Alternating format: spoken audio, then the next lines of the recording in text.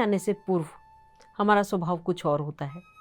ध्यान में आने के पश्चात हम बहुत प्यारे हो जाते हैं, लोगों से मिलने लगते हैं, मन में हम कंपैशनेट हो जाते हैं, वाइब्रेंट हो जाते हैं। ऐसा कैसे हो जाता है?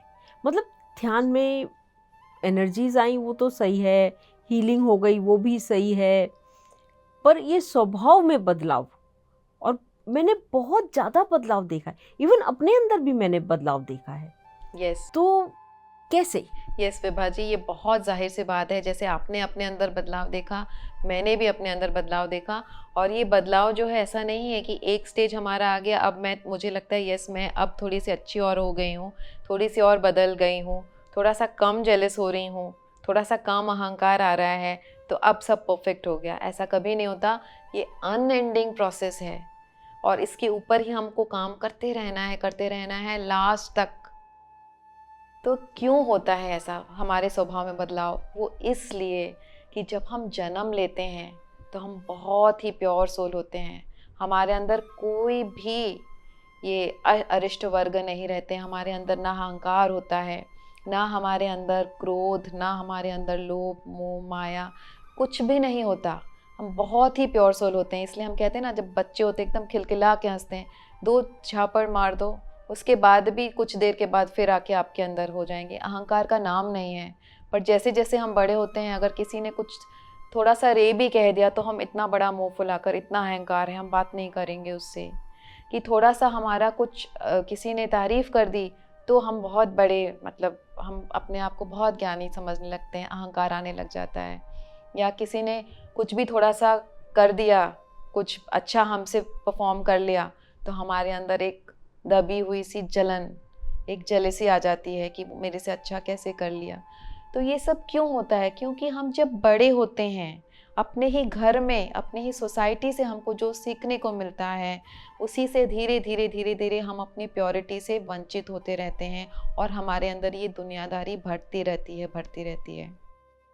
फॉर एग्ज़ाम्पल आप ले लो, बचपन में ही माँ बाप, जैसे ज़रूरी नहीं है कि सबको बहुत अच्छा संस्कार मिले, ज़रूरी नहीं कि सबको बहुत अच्छा घर परिवार मिला है।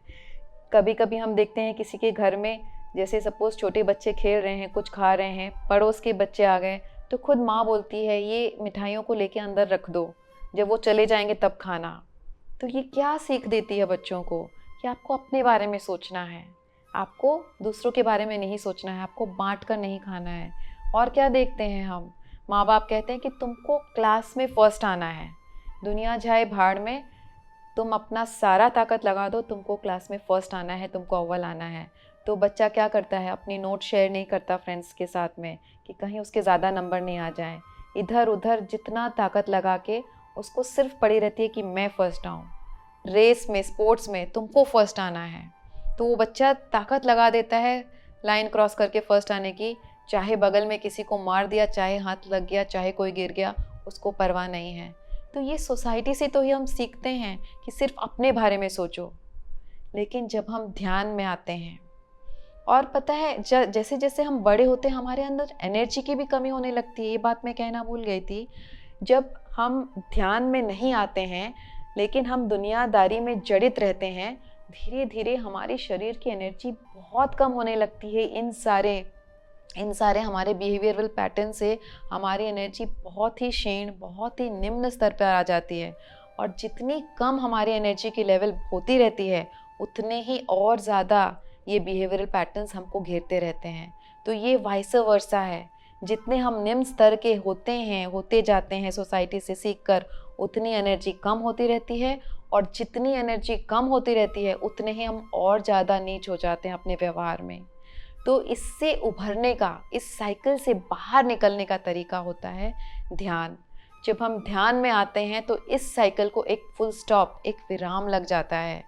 तो ये जो एनर्जी की जो कमी होना और बिहेवियरल पैटर्न्स में ये जो विराम लगता है, इससे धीरे धीरे क्या होता है, सबसे पहले तो ये जो एनर्जी की कमी है ये रुक जाती है, हमारे बिहेवियरल पैटर्न्स जो नीचे की तरफ जा रहे हैं वो रुक जाते हैं। अब क्या होता है, जब हम ध्यान करने लगते हैं लगातार, तो जो कॉस्मिक एनर्जी आती है, जो सोर्स की एनर्जी आती है, वो एनर्जी जो हमारे पूरे शरीर को चला रही है, हमारे सारे इमोशंस को चला रही है, इस पूरे विश्व को चला रही है, वो एनर्जी बहुत प्योर होती है। उसके पास सिर्फ प्यार ही प्यार होता है, सिर्फ करुणा ही करुणा होती है। उसको ये सारे नेगेटिव बिहेवियरल पैटर्न्स नहीं आते हैं। और जब ये एनर्जी हमारे अंदर प्रवेश करती है तो हम ठीक उसी की तरह बनते रहते हैं, बनते रहते हैं, बनते रहते हैं। हमारे अंदर जैसे जैसे एनर्जी की लेवल बढ़ती रहती है, हमारे बिहेवियरल पैटर्न्स में सुधार आने लगता है। और जैसे जैसे हम और अच्छे इंसान बनने लगते हैं, वैसे वैसे हम एनर्जी को ग्रहण करने की भी क्षमता बढ़ाते रहते हैं। तो अगेन ये नेगेटिव साइकिल हमारा ब्रेक हो जाता है और पॉजिटिव साइकिल हमारा ऑन हो जाता है, एक रिमोट की तरह। और फिर हमको ध्यान नहीं छोड़ना चाहिए, क्योंकि ये जो पॉजिटिव साइकिल हमारा ऑन हुआ है, ये जब बढ़ता रहता है, हम और बेहतर होते चले जाते हैं। और इसका कोई अंत नहीं है, इसका कोई अंत नहीं है, क्योंकि वो सोर्स की जो एनर्जी होती है वो सिर्फ प्यार से बनी होती है, करुणा से बनी होती है। वो सारे क्वालिटीज़ हमारे अंदर भी धीरे धीरे उसी ऊर्जा से प्रवेश करने लगते हैं। इसलिए हम और बेहतर इंसान होते रहते हैं। और फिर हम सोचते हैं कि अरे, ध्यान करने के बाद मैं इतनी अच्छी कैसे हो गई, इस सिचुएशन में मैं तो उसको इस तरह से डांट दिया करती थी, इतनी पेशेंस कैसे आ गई मेरे में। तो ये उसी शक्ति का कमाल है, उसी पॉजिटिव साइकिल की जो वो ऊर्जा ऑन हो गई है, वो रिमोट ऑन हो गया है, उसी का कमाल है। वो जो नेगेटिव साइकिल में, नेगेटिव पैटर्न में हम चल रहे थे, वो रिमोट बंद हो गया है, ये उसी का कमाल है।